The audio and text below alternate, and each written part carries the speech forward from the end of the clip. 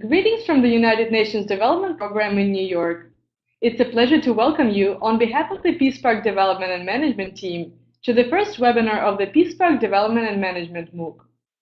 This course is offered by the United Nations Development Program in partnership with the Secretariat of the Convention on Biological Diversity, its Peace and Biodiversity Dialogue Initiative, and the NBCEP Forum. Financial support is provided by the Secretariat of the Convention on Biological Diversity's Peace and Biodiversity Dialogue Initiative, funded by the Ministry of Environment of the Republic of Korea. My name is Victoria Brzezinyuk, and I will be your facilitator throughout the entire course. I'm so pleased to have been in touch with so many participants of the course already via email or the discussion forum. We're grateful for your participation in this first webinar titled Introduction to Peace Parks, which will be presented by Dr. Larry Swatuk and Dr. Clara Bocchino. Dr. Swatuk has had a 35-year association with Southern Africa, beginning with a 6-month visit to Lesotho in 1984. Between 1989 and 96, he was a research fellow at the National University of Lesotho, a visiting scholar at the University of Swaziland, postdoctoral fellow at Rhodes University, and senior research fellow in Nigeria. From 1996 to 2007, he was a lecturer in politics and associate professor of natural resources governance at the University of Botswana.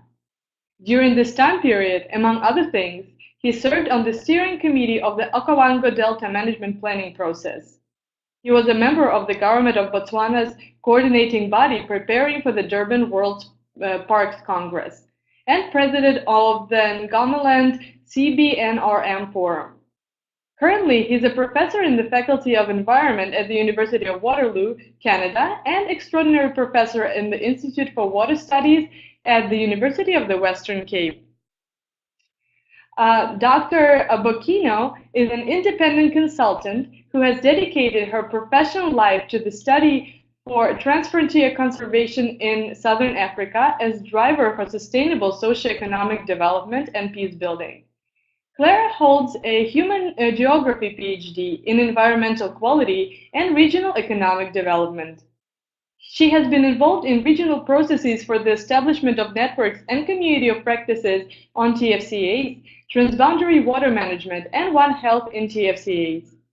In 2017, she compiled the monitoring and evaluation framework for the SADC TFCAs program.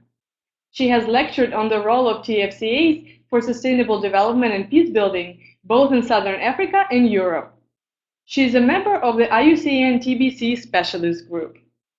Welcome, Clara and Larry, and thank you for accepting this invitation. It's a pleasure to have you here with us today.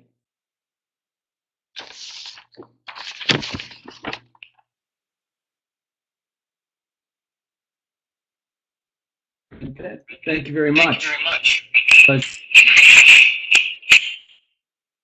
Thank you, Victoria. Thank you for the introduction, and thank you all for attending today's first session on Peace Parks development. Thank you all. Thank you, Clara and Larry. We look forward to your presentations in just a moment. And before we begin, I would like to take a couple of minutes to share with the participants some rules and dynamics for the Learning for Nature webinar sessions. Microphones will be muted during the presentations. This reduces interferences and facilitates communication. The session will last 90 minutes. We will have 2 presentations followed by the question and answer session. If you think of a question while the presentations are in progress, please share them with us via the chat window at the bottom of the screen. We will read your questions during the Q&A session after the presentation. If you want to speak and the connection allows it, we will open your microphones during the Q&A session. To let us know that you'd like to speak, simply raise your hand by clicking the face button in the lower right corner and selecting Raise Hand. If you would like to interact with us or other participants in the session, you can do so via the chat window located at the bottom of the webinar room. If the chat window contains multiple languages, you can activate instant translation of the comment window into your preferred language. Further, the ClickMeeting interface will by default be shown in English, but it is possible to change the entire web page to your preferred language at the top of the screen. You can let us know if you agree or disagree with the information being presented, or if you need help by clicking the button in the lower right corner during the whole session and changing your status. It's also possible to request that the speakers increase or decrease their speaking volume throughout the session. Importantly, if you'd like to view the PowerPoints in full screen mode, you will be able to expand them by clicking an Expand button at the top right corner on the webinar window. The session is being recorded and will be available on the Learning for Nature YouTube channel. All participants will receive a notification via the Learning for Nature course room when the recording is available. The presentation for today's webinar will be available on Learning for Nature under Week 1 tab after the session. Now, I will transfer the webinar to Larry. We hope you enjoyed this session, and Larry, the floor is yours.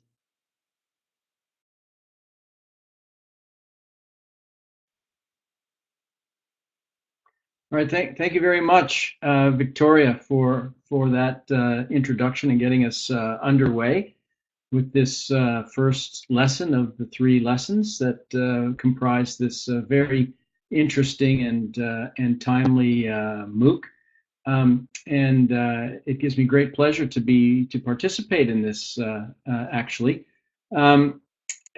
Just a minute to clarify my own role, my own link to Peace Parks. My research expertise is around resource governance that includes primarily fresh water and with a focus primarily on Southern Africa. But as we know, water flows between borders. And in the context of integrated water resources management, that includes focusing on water, land, and related resources. So I found myself in some ways continually, centered on questions around parks, forests, protected areas, game reserves, all kinds of these things that are part of the larger puzzle of sustainable, equitable, and efficient resource use for everybody. At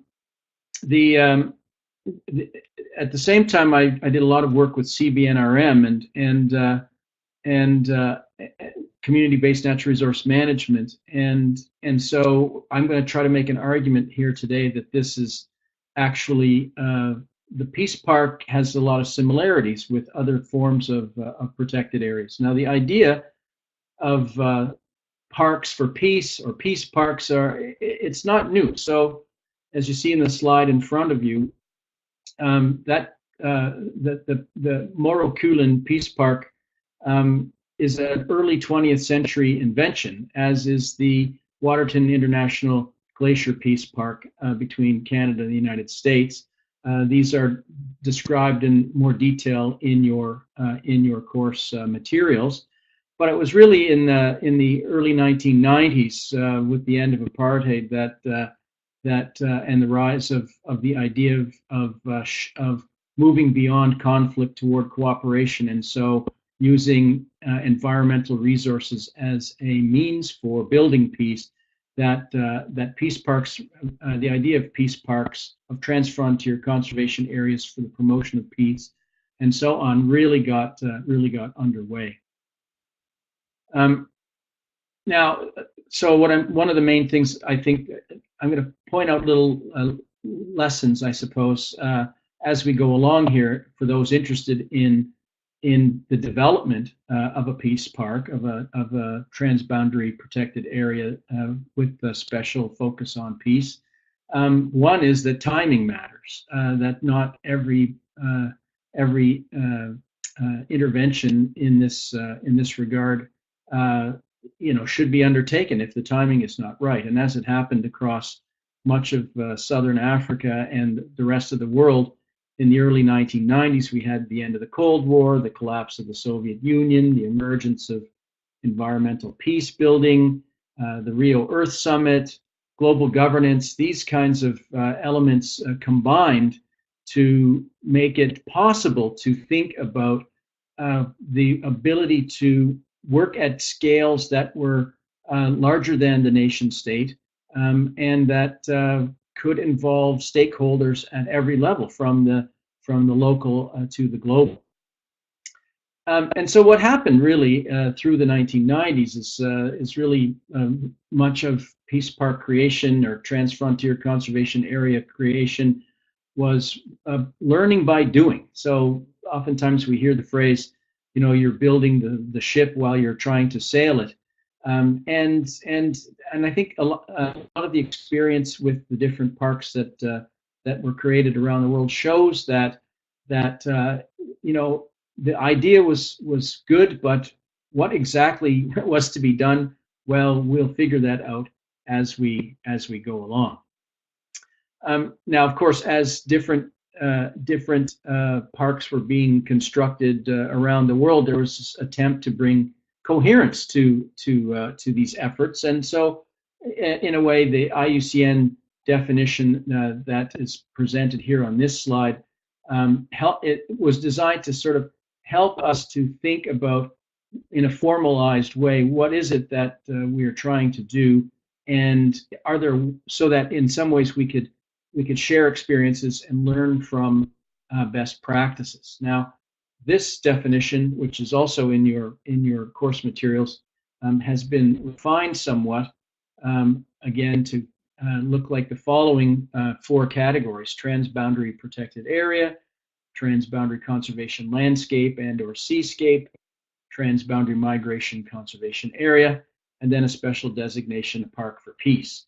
And I think really what we're really want to emphasize in this MOOC is that that irrespective of the language used, what we're emphasizing is the interstate nature of this activity, that sovereign states are looking to engage in a sovereignty bargain of some kind, where they are going to give up some of their right to determine land use, planning and use in the greater good by bringing together different actors to at different scales to try to manage that resource for different reasons.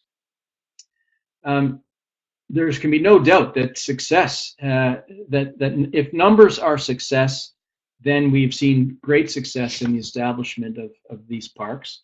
As I showed in the second slide, the first peace park was established by Sweden and Norway to commemorate the century of peace. Interestingly, to make a statement at the beginning of the First World War. Waterton Glacier followed thereafter. Up to the end of the Cold War, there were 70 border parks in place. But since that time, we are now somewhere in the area of 227 parks, comprising 3,043 protected areas, covering some 460 million hectares, and that was by 2007. I've just come from one of the parts of the Malawi-Zambia Transfrontier Conservation Area, so that 460 million hectares has definitely increased significantly in the intervening 12 years. Now, why so many parks? Well, because there's a lot of perceived benefits, and I've taken this from Trevor Sandwith's piece in 2001. But I think in general, we could say that most people interested in establishing a transfrontier conservation area are looking at one or more of this combination of factors: commemorating peace, building trust, preventing or resolving conflict, armed or otherwise, supporting long-term cooperative conservation of biodiversity, etc., and down to enhancing the benefits of conservation and promoting benefit sharing across boundaries, with a special emphasis on local people. And I want to focus on that in more detail shortly. What should be clear from that list is the fact that you know, I often say, how can you be against peace? Like, I don't think anybody can be against peace. So by designating something a peace park, in some ways, what you seem to be doing is you seem to be putting it beyond critique, that it must be good if it's focused on peace.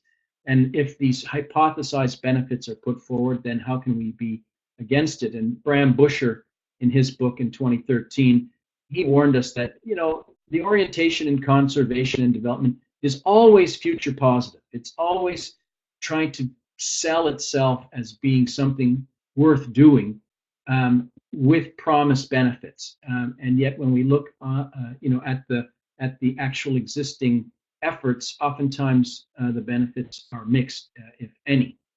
One of the clear benefits is articulated by Salim Ali from his book in 2010, his edited collection. I think the primary goal for many is the notion of transboundary conservation. Salim says it's an essential part of meeting the goals of ecological regionalism.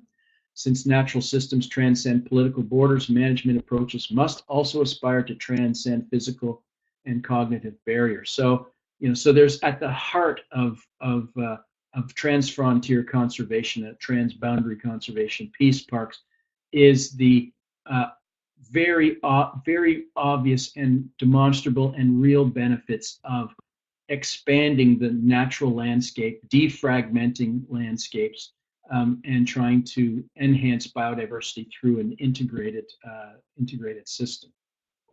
There are number of drivers around the world. If you look at the different parks, if you've looked at your materials, there's lots of different case studies in there. There's numerous drivers behind the creation of these parks around the world. As I said, biodiversity is first among equals. It's oftentimes symbolic. The action is symbolic. More narrowly often offers states, especially in the global south, a means to control border regions that are often beyond their own activity. And the frontier and the border is something I want to talk about in a second. It enhances global governance of a bioregion, and sometimes it comes as a direct response to an ongoing conflict or a security threat. So trying to figure out how is it that we can build peace shortly after violent conflict has ended.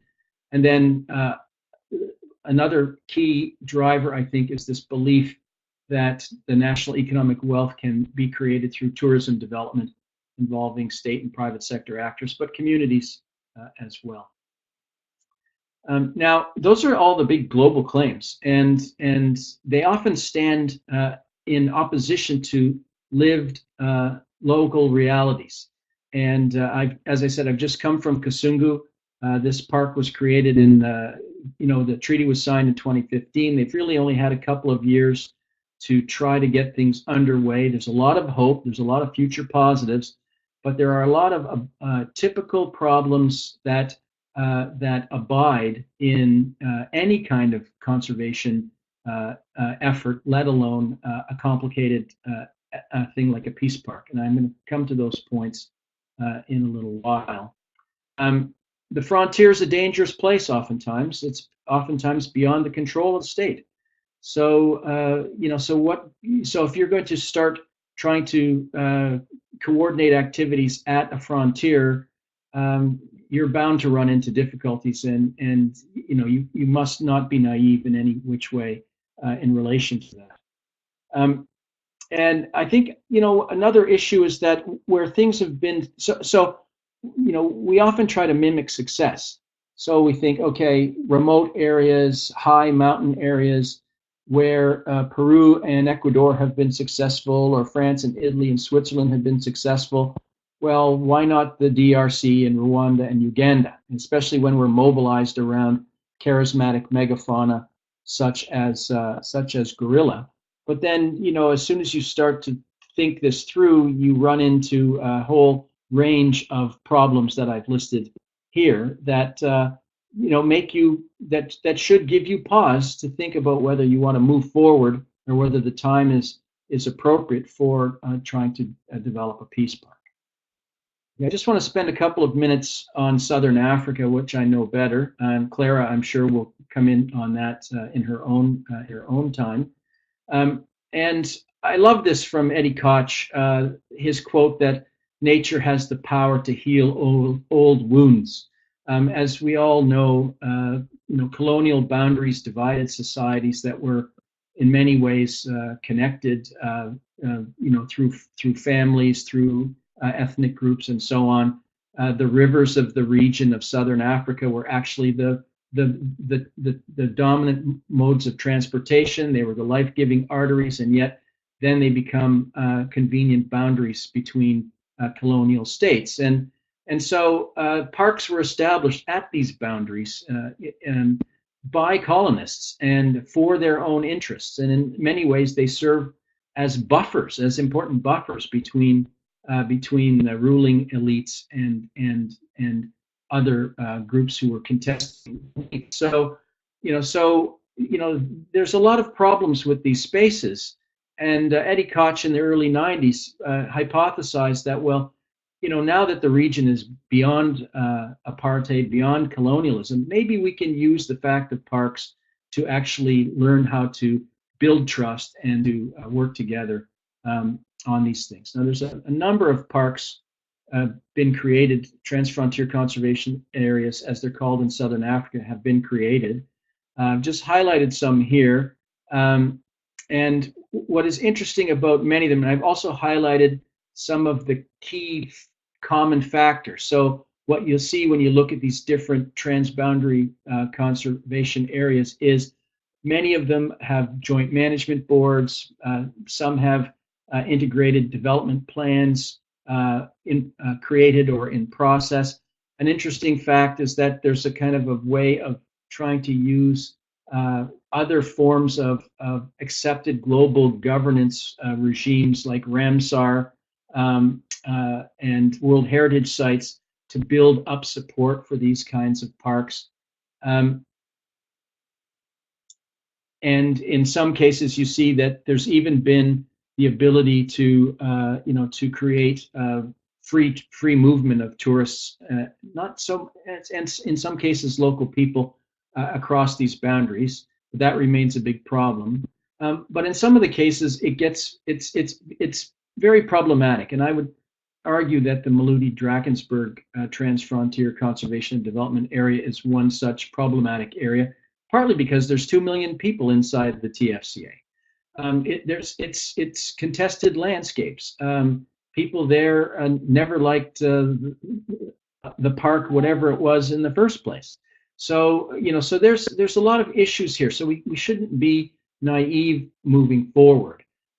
If we're always future positive, then we're going to perhaps put blinders on to the persistent low-level conflict that is often created by the development and expansion of these parks. And here's 3 books that I encourage everybody to read to get a different sort of feel about the potential negatives of peace parks.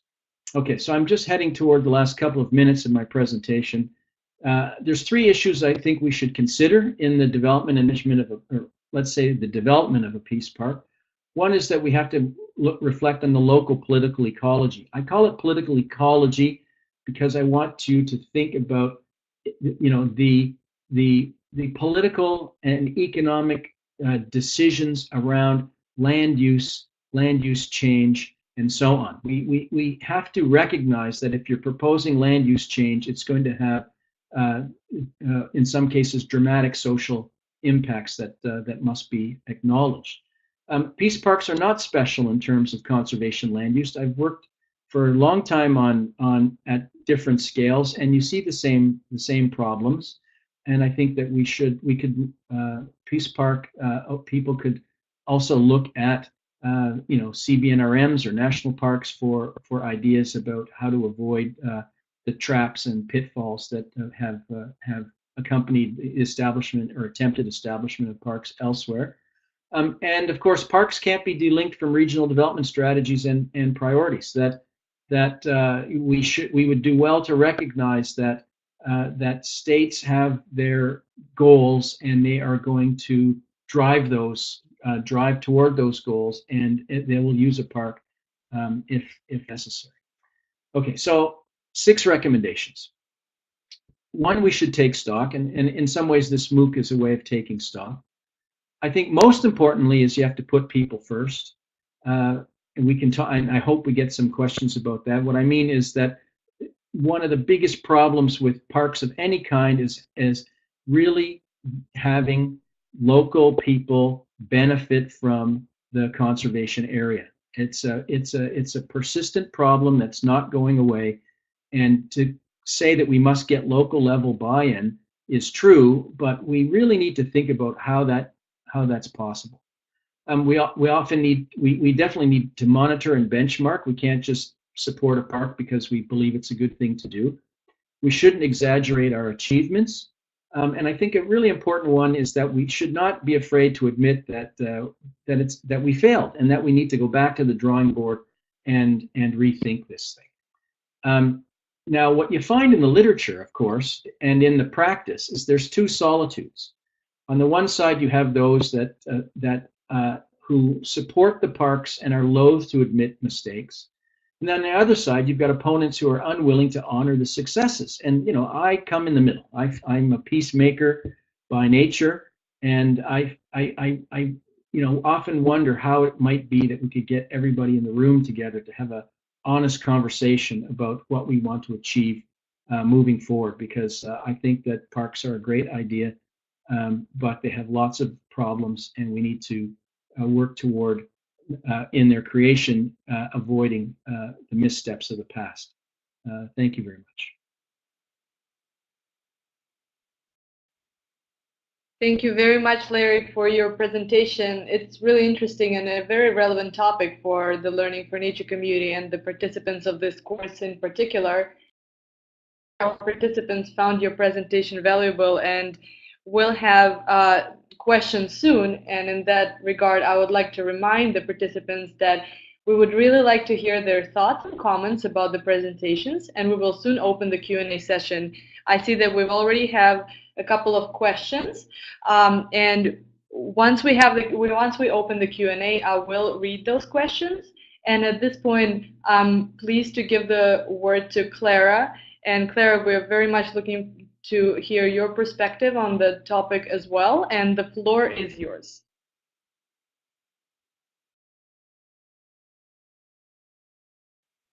Well, thank you, Victoria. Thank you, Larry, for having gone ahead and opened up the discussion on what are peace parks and what is the history of peace parks and globally, but specifically for me in Southern Africa. And before I start the presentation, I would like to just make everybody aware that I come from the opposite perspective, or the opposite spectrum of Larry, in the sense that I'm not a researcher, I'm not an academic as such. I've tried desperately, but it's just not my field. I'm more on the practice side.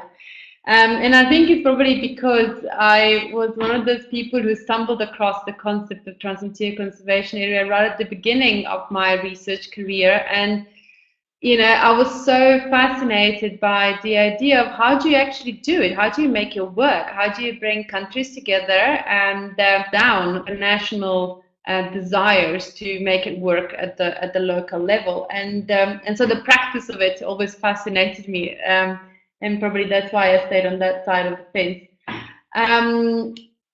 So I've been working in Southern Africa on and off since the early 2000s, which is when the first Transfrontier Conservation Area was established, which is the Great Limpopo, which Larry also mentioned, which was it wasn't the first initiative as such, Trans-Border Conservation Initiative, but it was the first that had a complex system that included protected areas, but also included by default, even though the treaty at the time did not acknowledge or pull it, other landscape users, other land users, from urban to peri-urban to even industrial sites in South Africa. And so it was really a fascinating experiment on how do you make everything work, and how do you make this different land users and different type of people and expectations and desires work together for conservation that is transboundary. Recognizing that, of course, at the time and right at the very beginning of Transfrontier Conservation in Southern Africa, we had an institution called the Peace Park Foundation, which immediately sought to sort of put the banner of Peace Park into any Transfrontier initiative. But of course, the question remained, what is the difference between a Peace Park and a Transfrontier Conservation Initiative? And the IUCN helped us to sort of try and figure this out along the way, and actually reviewed the definitions in 2015 to make a clear statement that what we mean by transfrontier is only across national boundaries and not any other boundary. So if there's anybody from the United States to have a park that crosses two boundaries within the United States, it's not going to be transfrontier, even though the two states have very different legislation on natural environment issues. So my presentation differs a bit from Larry, and I think it's good because otherwise you will have two people who come from a safe background, which is that of community-based natural resource management, and it focuses on the value of peace. So, like I mentioned just now, we've had transfrontier conservation areas for many years, but very few examples of so-called peace parks. Why is that? What is the reason? What is the differential between the two? And does it make sense to talk about peace parks and as different from TFCAs, and why? Larry mentioned two things that I hope I'm going to help you resolve, or at least to think about in my presentation. One is the question of the border. By default, transfrontier conservation areas sit on border areas, which is the periphery. And in many cases, especially for Southern Africa, but in other areas of the planet, we know that peripheries are where people are mostly ignored by the center of power unless they do something wrong or they perceive to do something wrong. And so the way that then the forces of power address them is by using the force of power, as opposed to a negotiated dialogue, which is what they would do with the communities living or people living immediately around the center. And the second thing is that that Larry mentioned, which is very important for you to remember as we go into my presentation, is that there is often a difference between what politics and policies say they're doing and what is the actual reality of what they're doing. So when we're talking about the creation of peace parks, Nelson Mandela said, nobody can be against the notion of peace parks, of course, but we can be against a wrongful implementation of what you propose as a peace park.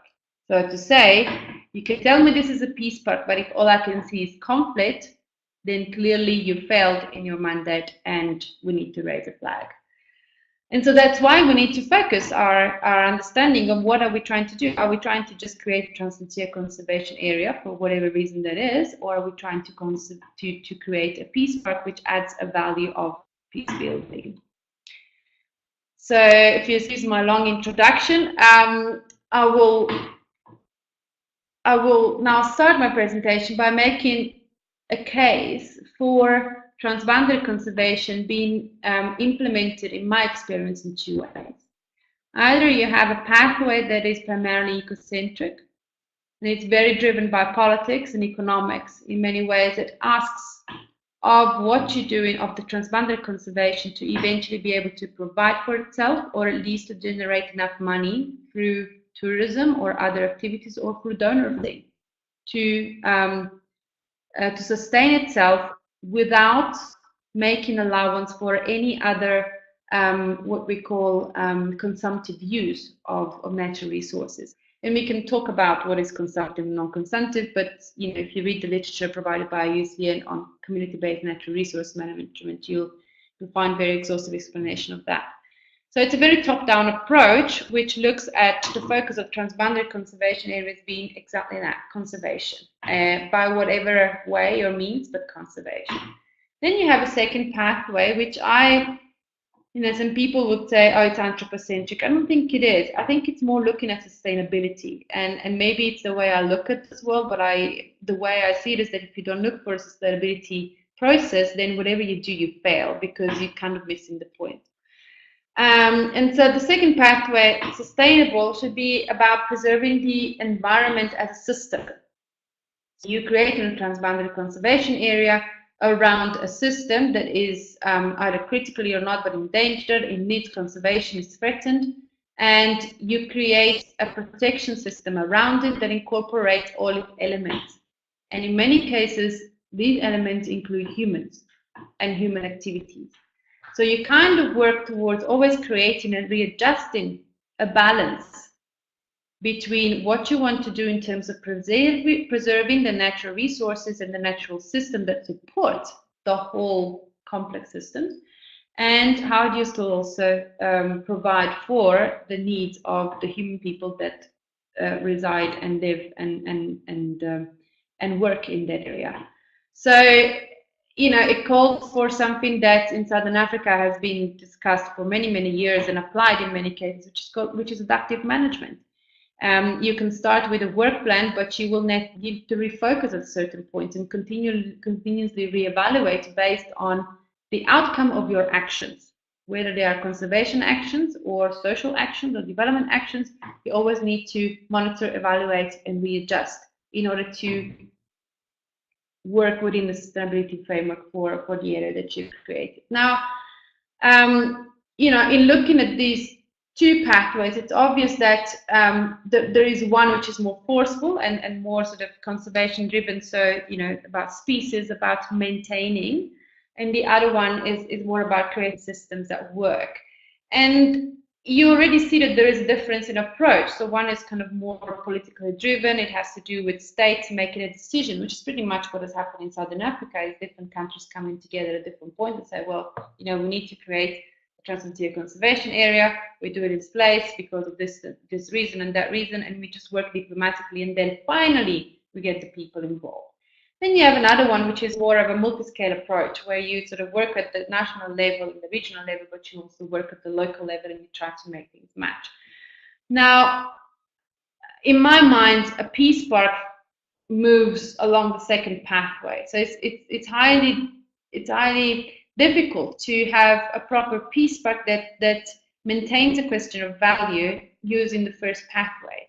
Because if you do not involve people, the people that are actually living in the transboundary conservation area that you're creating, in its setup, let alone its management, then chances are you're going to deal with conflict. So if you know that already from the start, then definitely that is not a way to go for peace. But the second pathway will allow for more negotiation. Because ultimately the difference between transboundary conservation areas and initiatives and parts for peace is the peace issue. Is the fact that you attach a value, you give a vision, you give a purpose, and you want to leave a legacy of peace between countries, because this is the diplomatic level at which this kind of initiatives need to happen, but also between humans and nature, between people. So it's kind of reinforcing the idea that if we take the human component out of natural conservation systems, then we're kind of missing the point, we're missing the sustainability plot. Whereas if we try to bring them together and try to see how we can best work together for the benefit of nature and the benefit of humans, then perhaps we have found a way to go forward. So really, paths for peace, in my experience, are those that seek to merge governance systems. So on the one hand, you will have a conservation system, which is handled by the protected areas agency of the countries, but at the same time, then we work with other governance systems that look at the human sphere and the economic sphere and the development sphere. And all of this is to start onto a peace building. Sorry, I see some questions are coming, but I'll deal with them later. But Larry, you're welcome to start responding if you wish. So when we see that peace is the added value and a vision and a mission for a transboundary initiative that is being created, we kind of look at the idea that Parks for Peace creates the potential and opportunity to merge in the least two governance systems. So Parks for Peace are not just about joining countries. They're actually there to help you join different governance systems within countries and across countries to make sure that you create a legacy of peace. And normally that's very difficult to do because transboundary conservation initiatives very rarely involve directly two protected areas, core management areas. They normally involve a mixed landscape, which we call complex social ecological systems. And I'm sure some of you would have come across the expression. In Southern Africa, this is really what we use to define these areas, because They have an ecological component, they have a social component, which brings together the government, the economics, and everything, and complex, because you have, even within the same country, you have different land uses and different impacts of human activities on land. And also the fact that Parks for Peace need to address peace at a multi-scale. So if you really have a Parks for Peace, it's not just about 3 countries having an event where the 3 presidents come together, 4 presidents, whatever that may be, they sign the treaty, everything's fine, and we have the transboundary conservation area, but nobody really has a plan. That event is a marketing for peace, but that peace is not exactly there. So you need to try and attach something to that value, something to that mission that will make sure that your peace legacy will actually happen.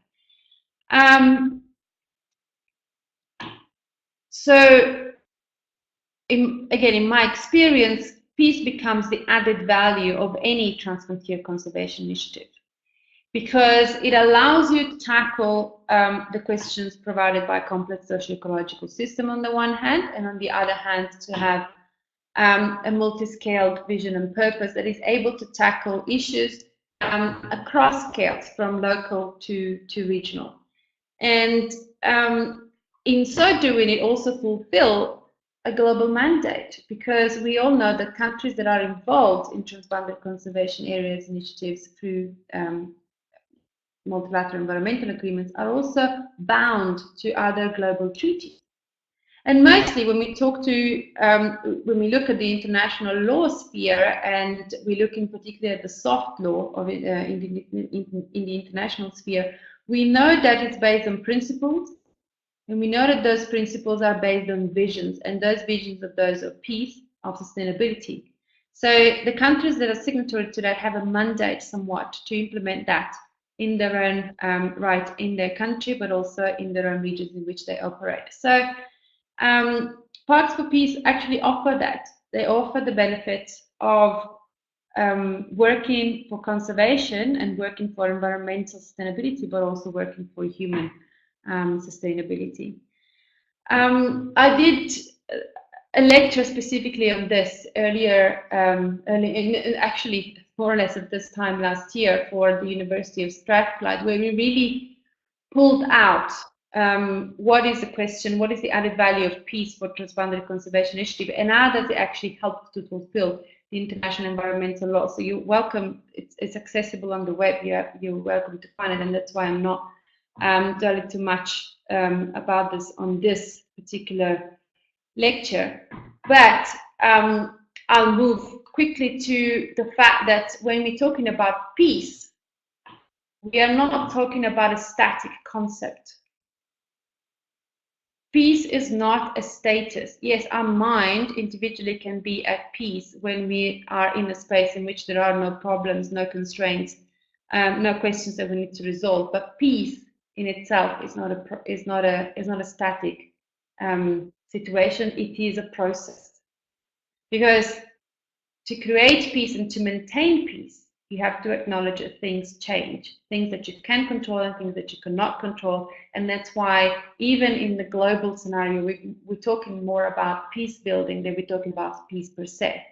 We keep on working, we need to keep on working at building peace in order to create peace and to create conditions in which we have an element of peace in. And to work towards peace building, we have to look at society, we have to look at politics, we have to look at environment, we have to look at economics, which are exactly the 4 critical issues that drive transboundary conservation initiatives, and therefore Parks for Peace as a variety thereof. Because if you're looking at transfrontier conservation areas, they're primarily done for the environment, but they're done for politics, they're done for economics. Most of them will have a mandate for economic development. And they're looking at society. When you're talking about transfrontier conservation areas, often, especially in Southern Africa, and you'll see that there is a requirement to bring benefits to societies, to help people to come out of the poverty traps, to bring out the socioeconomic development component.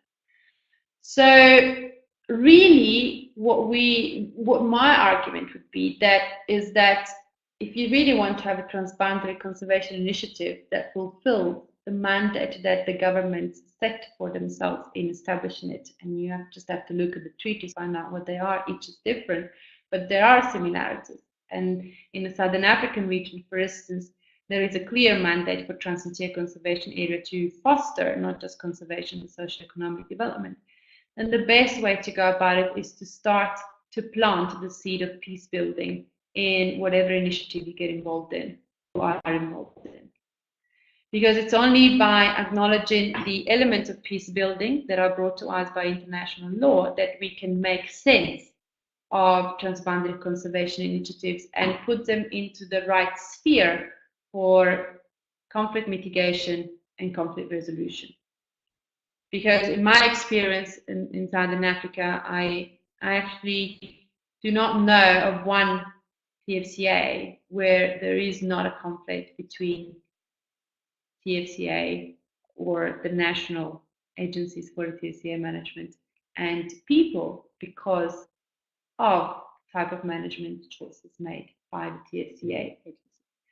So it's clear that, at least for Southern Africa, and I don't know for other parts of the world, maybe some of you have different experience, the peace mandate is quite strong and it's probably quite required as we're moving on into a phase globally where conflicts are ripening and we never know which country in which people will be affected next.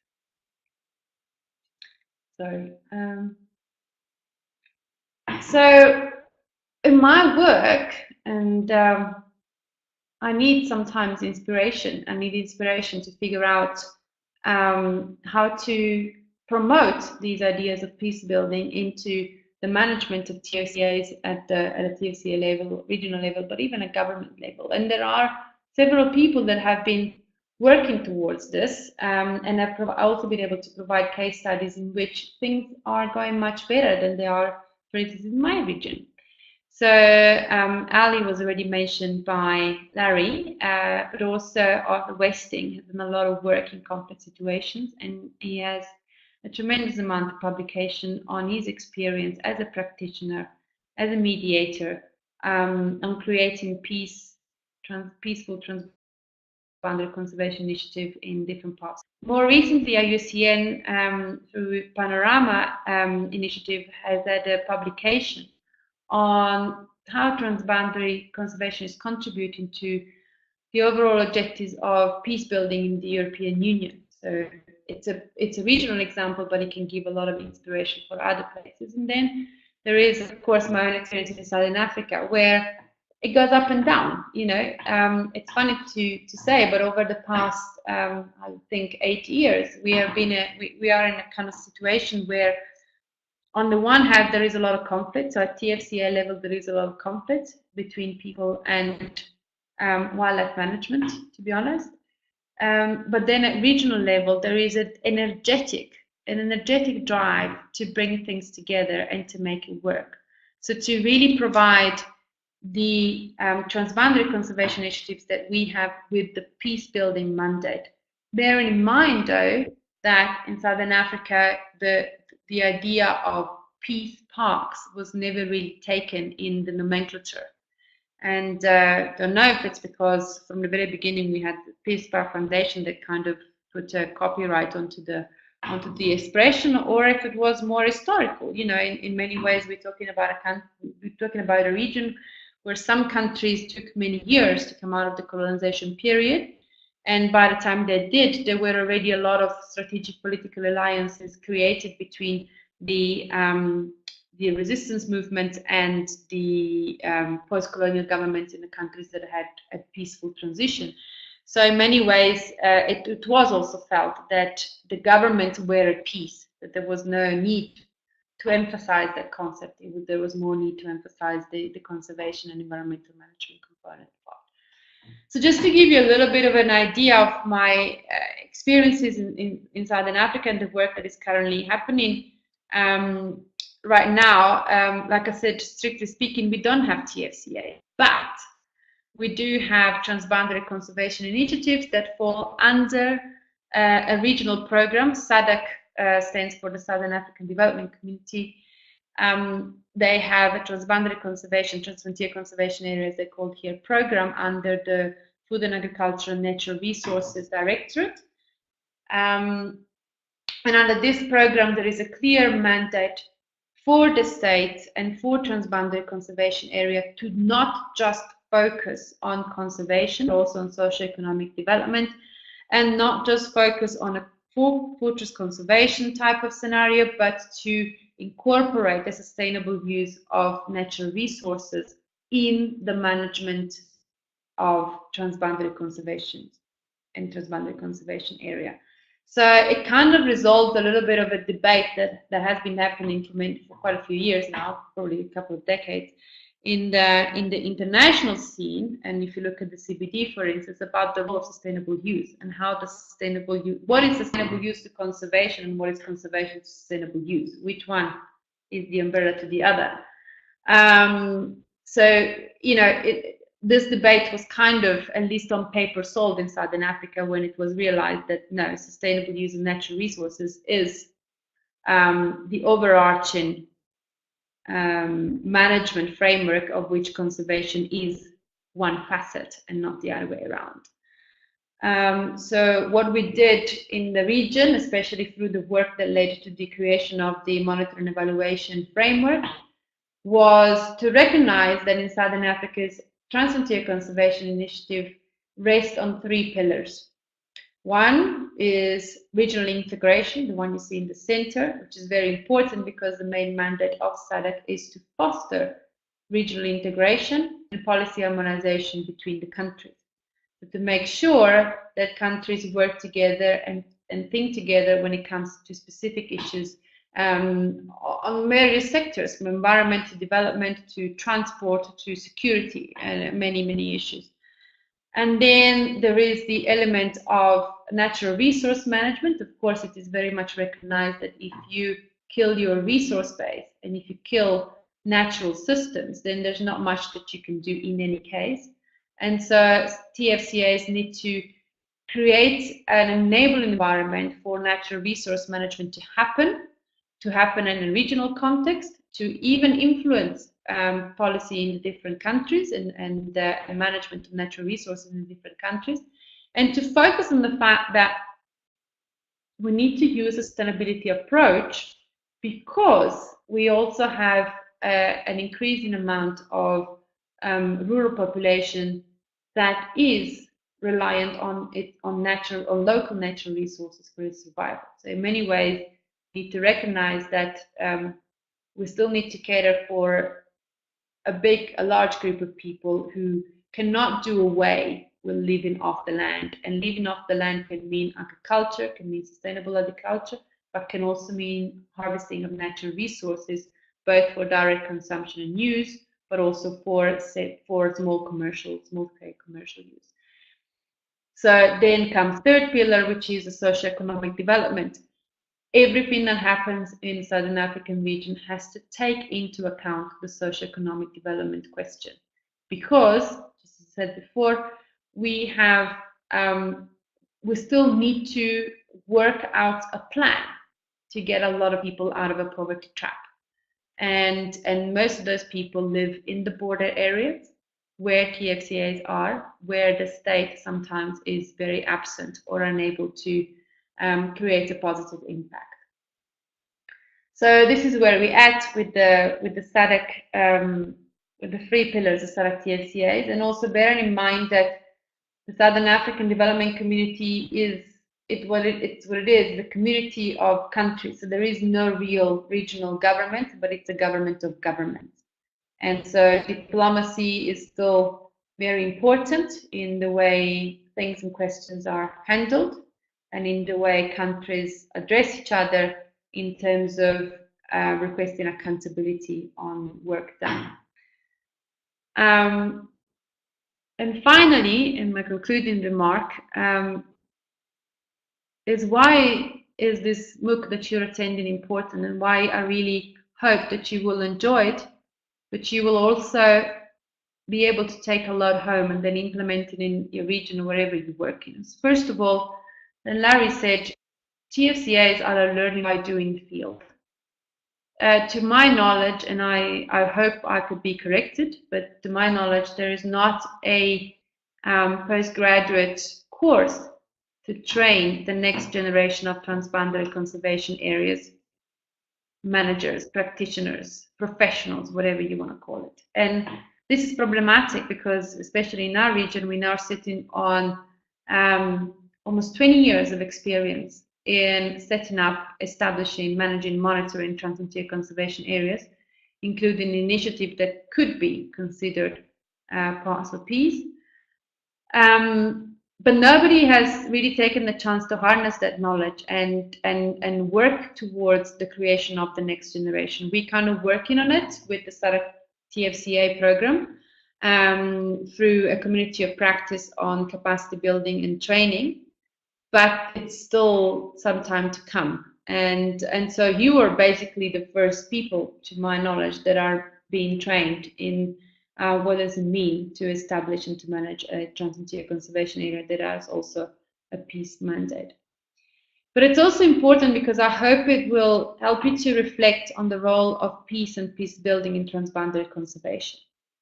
Some of you may be professionals in transboundary conservation initiatives and where the peace element is required, maybe not thought of. But you know, as people have said before me, peace is not the absence of conflict. Peace is not the absence of war. You might find that if you really think about it, you need to refocus your work under a peace-building framework because it will set the foundations for preventing conflict in the future. And so when you do that, you also probably need to think about how do you manage that in Africa. How do I retrofit a peaceful initiative where there is clearly so much conflict already going on? And that is really the challenge now, is to move forward, bearing in mind that we have a history to deal with. And finally, it is to make sure that people that work with you realize the importance of sustainable development and its principles, even just in project protected areas management. In many ways, you know, transfrontier conservation areas, like I said, work at different scale. They work at the cross-national scale, but they also work at the national scale. And if a protected area that is a component of a transboundary conservation area that is also a part for peace creates conflict because its management style does not take into account sustainable development principle, and does not take into account international soft law for sustainable development, for peace building, for environmental management, and also hard law like the CBD, then we have a problem. So how do you deal with it? So understand that sometimes peace building and ecosystem conservation and sustainable development work together at different scales, and you'll need to tackle that in order to make sure that the work you're doing is meaningful and will have that vision and will leave the legacy that I spoke about at the very beginning. Thank you for listening, and I hope it was useful.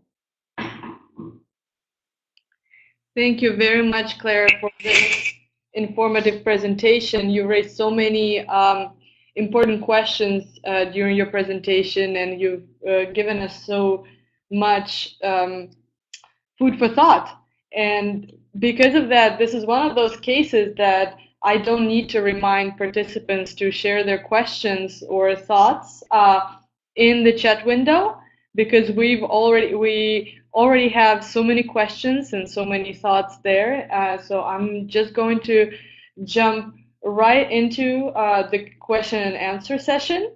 And in the meantime, while we are starting with the questions, I'd like to remind the participants that if they would prefer to ask their question in person, we would be more than happy to unmute their microphone so they can engage in the discussion with Larry and Clara in person.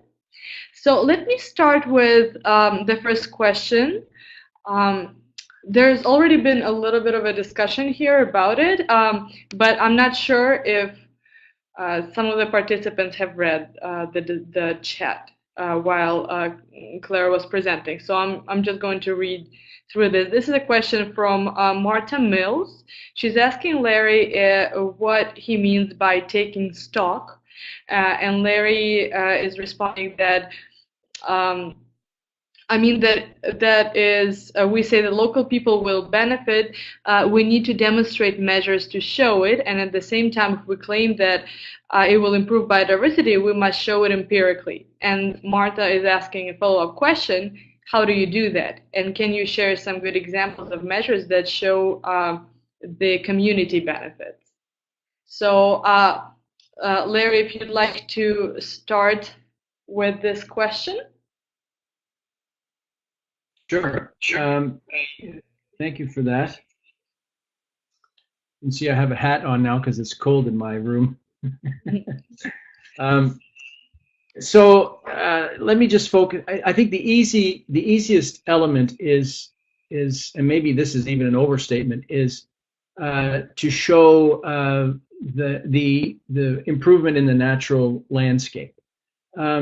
So in some ways, the challenge for conservation oriented practices is to, especially around recovering biodiversity, is to ask the question, how do my activities, or how do our activities benefit those people who live with the facts of this particular entity, this transfrontier conservation area. So, so in some ways, you're able to show that yes, we're enhancing biodiversity, but is there a way to involve local people in that, right? And tree planting. There's a common set of kind of parameters.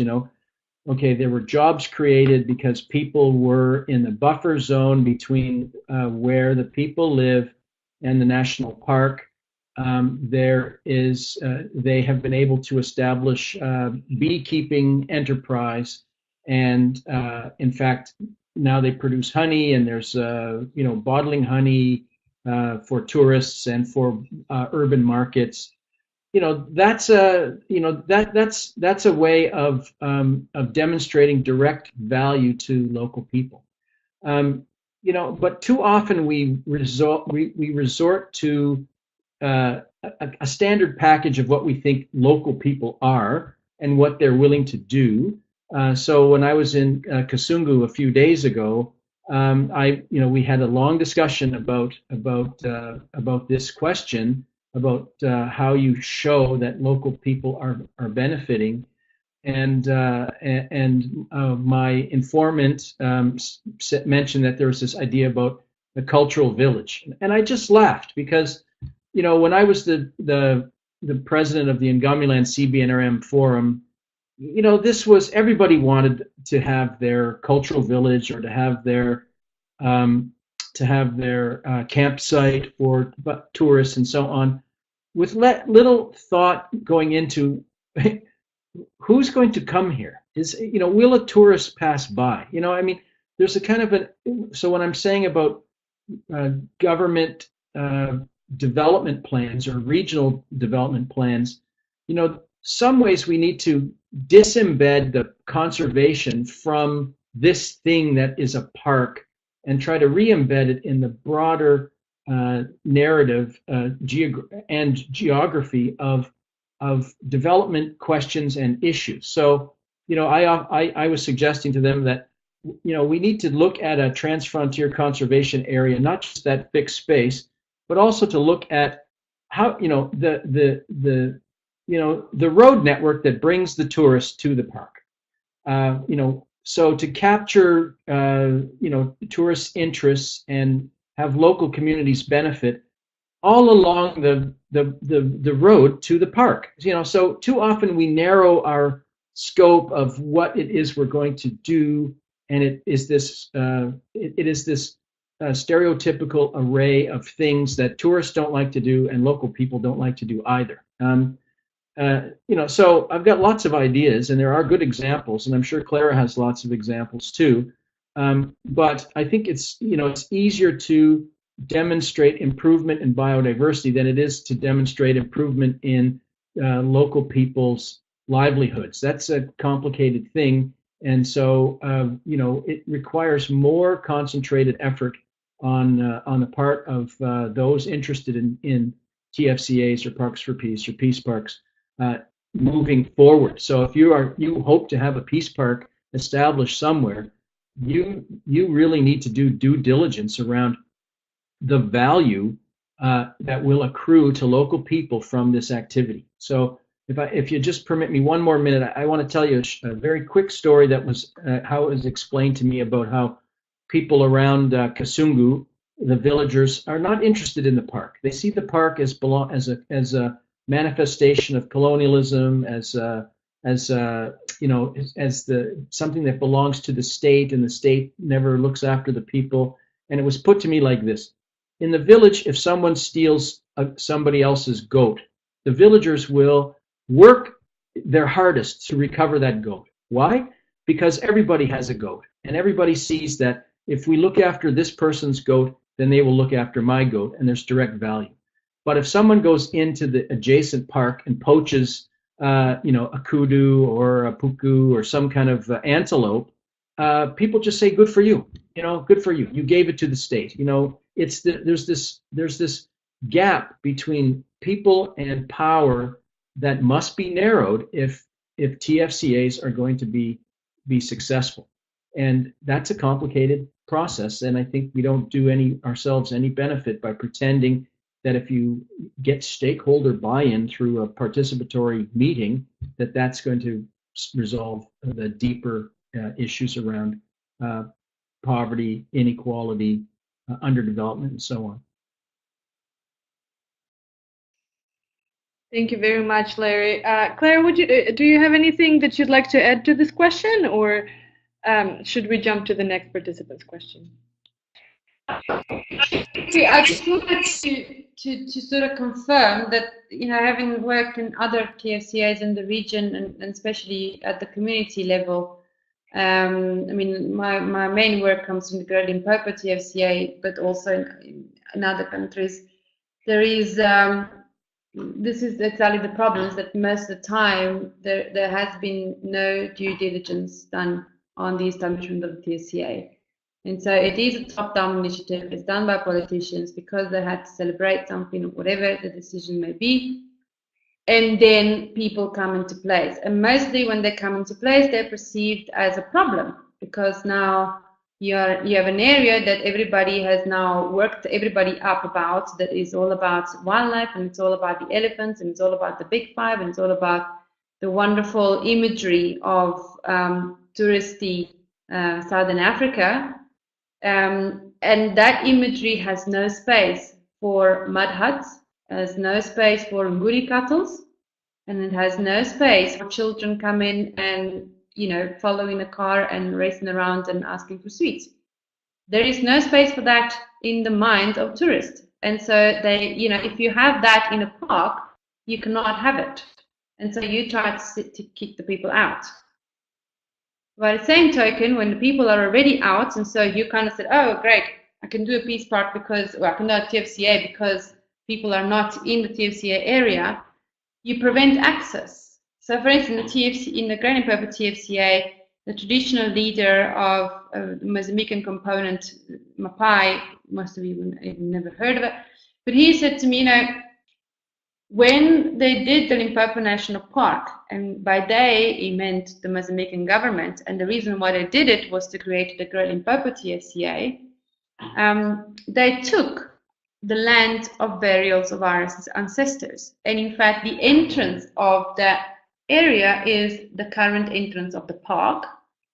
And the road that you drive on is the road that we used to take, then go in a little bit further inland to the site where our ancestors are buried. And we were given no access. That was in 2013. They by then had been able to negotiate some access. But for the previous 10 years, Nobody had even thought about it. So, so it's difficult. That's why I said you have to be careful on how do you retrofit the idea of a peace park into an existing TFCAs, because it will require a lot of, like Larry also said, humility and acknowledging when you made a mistake, when a mistake was made, and how do you now patch things up. Otherwise, by all means, stick to your TFCA without the peace element, but also knowing that the conflicts that have been generated by your lack of due diligence and your lack of involvement of people are going to come and bite you more and more and more as we have more global issues that will compete with conservation, like climate change, climate migration, livelihood insecurity, and all the rest of it. So it's just going to get worse.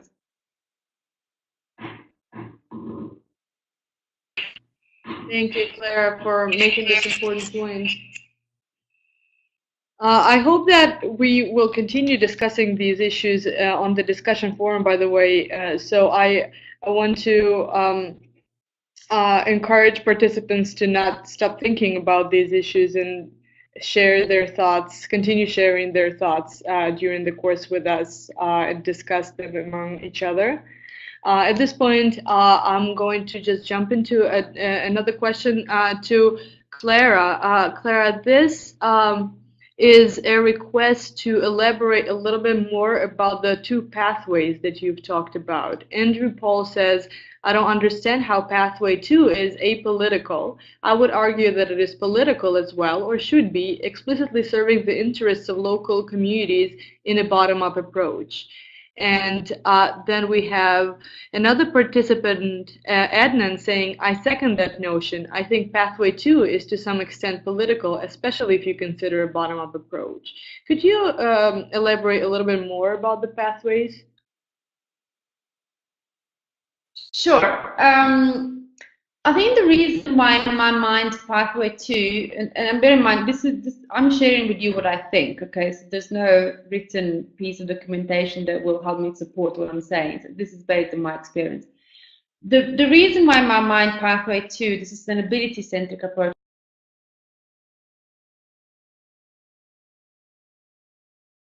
party or movement that specifically sustain sustainability and acts towards changing whatever governmental spheres they're working in towards sustainability pathway.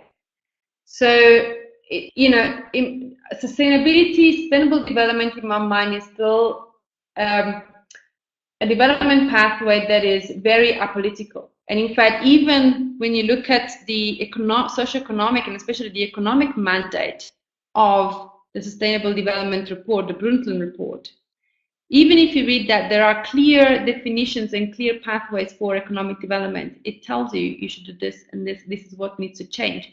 Nobody has really taken it on entirely in a government or as a party or, you know, as a movement of economic entities, so conglomeration of companies or whatever. So in my mind, sustainability is apolitical because nobody has appropriated it yet, which is, I don't know, probably a loss, probably also a benefit of it because nobody can really attach a political theory value to it.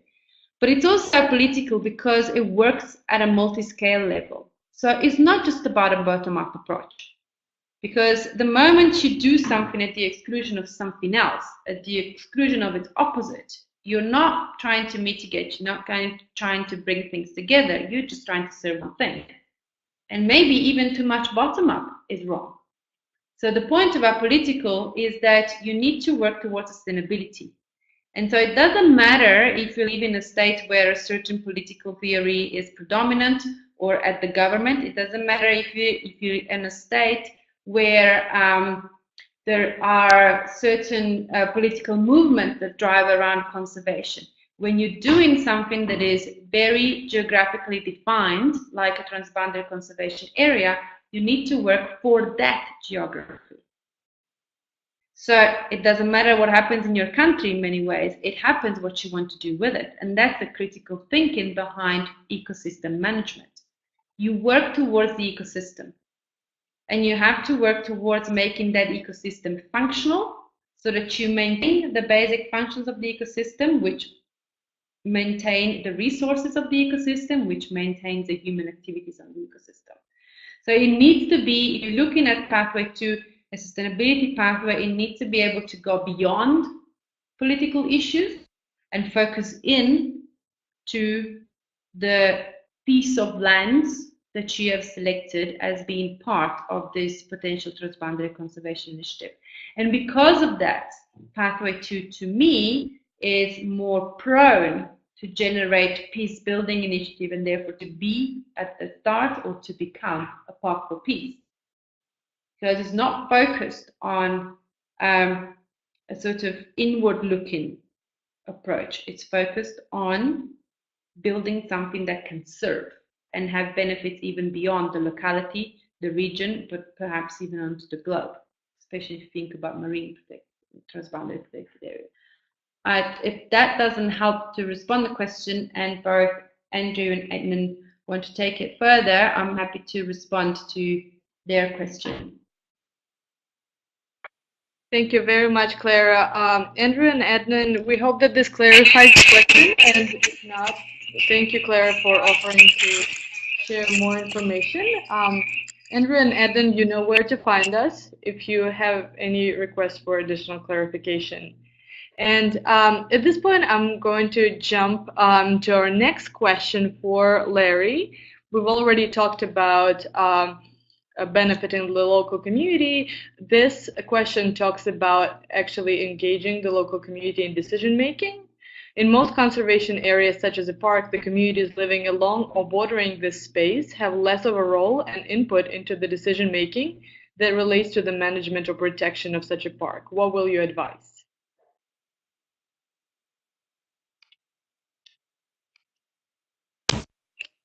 Thank you for that question. If you didn't hear me, I was just laughing because this, this is such an important question, and it is something that is so difficult to come to grips with in a meaningful way. Which leads people like Bram Busher to make that comment about conservation being future positive, that if we get the governance structure right, it will yield certain kinds of outcomes, and that governance structure includes participation of all relevant stakeholders in a meaningful way, and that's the answer. But that answer doesn't really get us anywhere in many cases. In some cases, it will work. I myself, as a Canadian, I wonder about, we keep celebrating the Waterton Glacier transboundary park, but no one asked the Blood and Kenai First Nations groups whether they wanted their land to be turned into a park, right? It was just taken from them, and they're just made to live with it. So so we haven't sorted this out in any way, shape, or fashion, and so I would and I'm at pains to find a positive example at any scale. I think that I theoretically may be sympathetic to what Clara said about the sustainability centric pathway, but my view is that any land use decision is political, and because there will be consequences, economic, social, environmental, of whatever decision is taken, and that will create some beneficiaries and some who will possibly lose out. Now, of course, we always say, well, what you want is a benefit share, and you want to make sure everybody somehow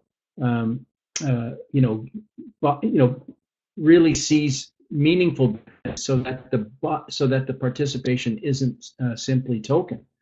So, I don't really have a good answer. I mean, where I see some things working, I see them where there have been. Okay, I'll give you a crass example where one of the parks. I won't name the country, but buffer zones are one idea around how people will benefit, and that so while you're not having a direct impact on the decision making inside of the park, you are part of the entire integrated development plan for that park by participating in a buffer zone where there may be controlled hunting area or something like that. One case that I know worked very well was worked because the local chief was simply was given 10% of the overall take of the revenue that was generated from the hunting, like directly into his pocket. And because of that, the local chief then made sure that everybody else was on side with this, or at least visibly on side. And that's maybe durable, and it may be a type of management, but it's suboptimal. People are not happy, and I'm at pains to figure out how we go about this. I mean, I work on water management, and I do real-time trainings and conflict resolution. So I'm in the middle of these things a lot of times. So I'm sorry, but I don't have a very good answer. Maybe somebody else wants to chime in with a good answer. Thank you, Larry, for giving this example and for this honest response. It is indeed a very complex question, and if somebody has some ideas, we can definitely continue this discussion. And at this point, since we're really short on time, and we only have 8 minutes left in the session, I see that one participant has their hand raised. Andrew, if you'd like to speak with us, my colleague Jenna will unmute your microphone right now, if you would like to ask a question. Let's see. All right, and for us to be able to hear you, you should click allow when you get a message asking if you'd like to unmute your microphone.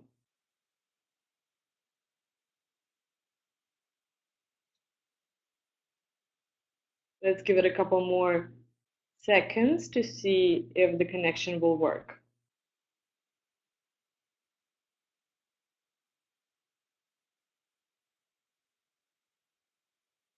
All right.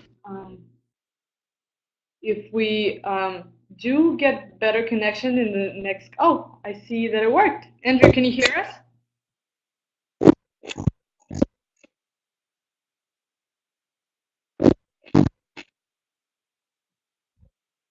Andrew? Okay, it seems like we're experiencing some connection issues. So, Andrew, you might need to write your question. And at the end of this session, we will share the questions with the whole course community, and we can keep talking about this. And I want to take advantage of the last couple minutes and ask Clara one last question that we have time for. This is one of the first questions that came in today. What are the chances of combining the Greater Limpopo TFCA with the Greater Mapungubwe TFCA? One of the issues affecting the Greater Mapungubwe TFCA is the presence of cattle. For Zimbabwe, the cattle are culturally significant. However, the Limpopo River serves as the veterinary red line. How do you tackle an issue that affects both culture, national protection of the agricultural community, as well as biodiversity?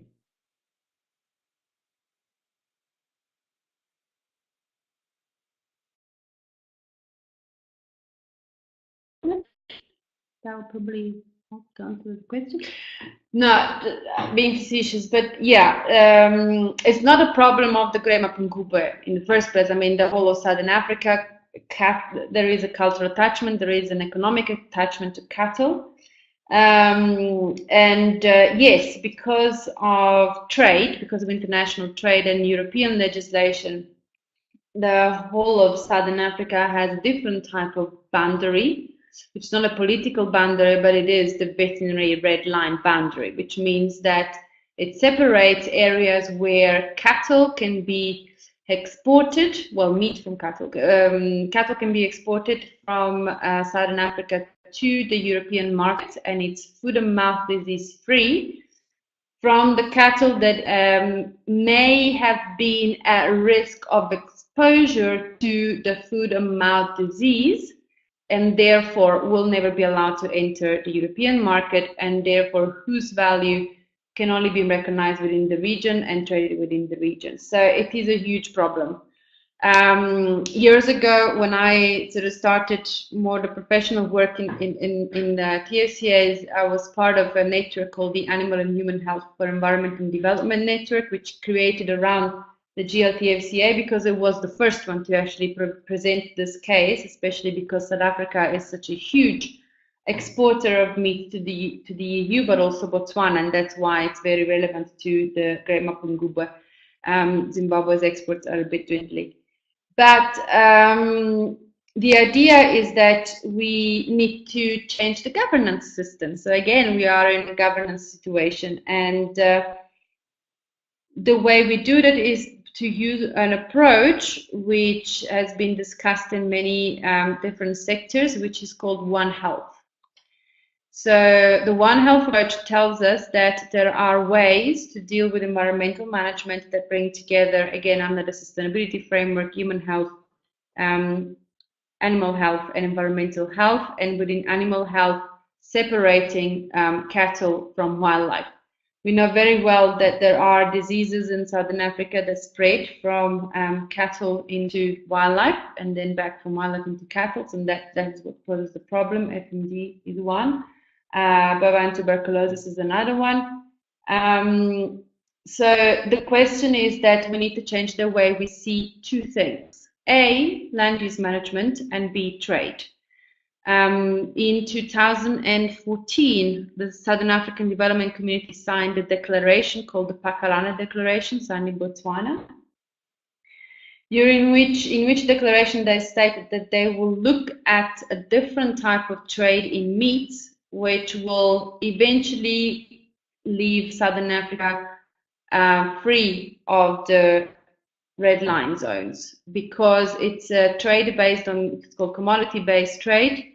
It's based on trading the meat, the processed meat, and not the unprocessed meats, not the animal, and processed through a system that has been created in Southern Africa and testified FMD free.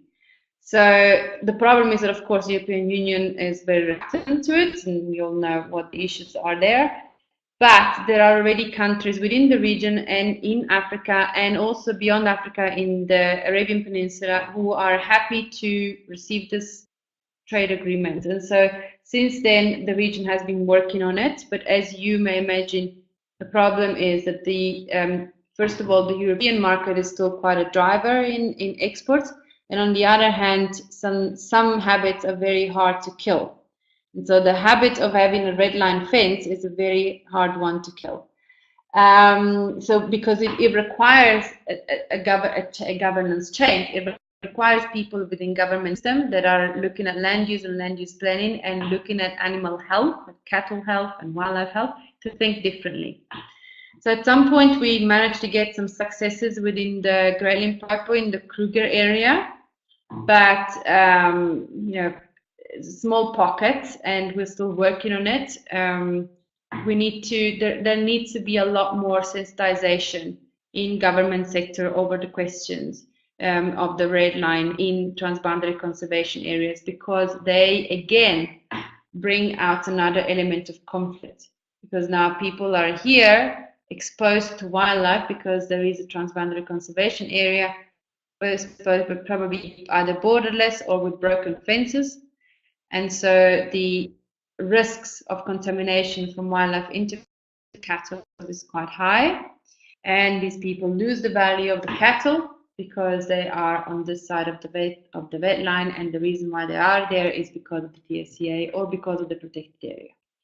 So it's clearly a question that will be brought to attention over the next few years. Like I said, we've worked on it already. The community has signed the Pakarani agreement. It's a matter now of each of the countries to try and figure out their own ways of featuring in commodity-based trade and finding the market outlets for that before it can actually have an impact. Or change tourism culture. I mean, we can also sensitize tourism to say when you come down to Southern Africa, it's not just about the rhino horn, it's also about the cattle horn, and Nguni cattle have just as much right to be here as an elephant or a rhino. Thank you very much for a detailed answer. I wish we could continue this discussion, and unfortunately, our allotted time. Every time we have such interesting presentations, I get myself in trouble by running over time. So unfortunately, we do need to wrap up, and I would like to thank Clara and Larry for these informative presentations, for your time and all your insight. This was extremely useful, and a special thank you for engaging with our participants in chat. So we will make sure to share the script of the chat conversation from this session with everybody. So to the participants of the session, you will be able to download today's presentations directly from the course room under the Week 1 tab and keep discussing everything. And Clara, you have kindly offered to share the link to your lecture. We would very much appreciate a chance to share it with the participants. And Larry, I also had the pleasure of reading your paper. Is it also possible to share it with everybody? Yes, that's fine with me. Okay, wonderful, wonderful. So we will share the paper as well, and we'll provide some more background information for Larry's presentation today. Now, to get the latest news and updates, please visit our website, and you will find everything that you need to know about the course in the course room. Stay tuned for our next session next week at the same time. Follow us on Facebook and Twitter. And in the meantime, we encourage you to discuss any questions that might come up in the discussion forum. Finally, the course has just started, so if you know anybody within your network that would like to join, there is still time to spread the word, and there is still time to join. Clara and Larry, would you like to make any final remarks, or just a couple of words for our participants? Sure. I'd just like to say thank you very much. I enjoyed this. I learned a lot, and yeah, I wish everyone well with the course. And if anybody has any brilliant ideas about how to solve some of these nettlesome problems that we've raised here, you know, please share them, and let's do things right. Thank you all for bearing with the presentations and technical delays and everything, but I hope you enjoyed it, and I hope this course will help you to put not just transboundary conservation, but conservation in general into perspective. Thank you. Fantastic, and thank you, Clara.